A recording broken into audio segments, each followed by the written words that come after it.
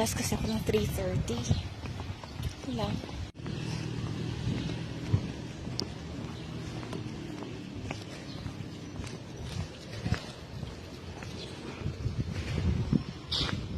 Hi! Si Aya. Kakauwi ko lang from school. 5:11. 5 yung out namin. Maaga nagpa-dismiss si sir. Ayan. And alam nyo, mabigat sa pakiramdam. Medyo mabigat siya. And nakakahilo. So, matutulog ulit ako before mag-class ulit. May work ako. Pag Thursday, yung work ko is mahaba yung oras. Like, may 10 classes ako. Ayun. So, matutulog na ako. Gising ako ng later. 7 pa yung class ko. Good night!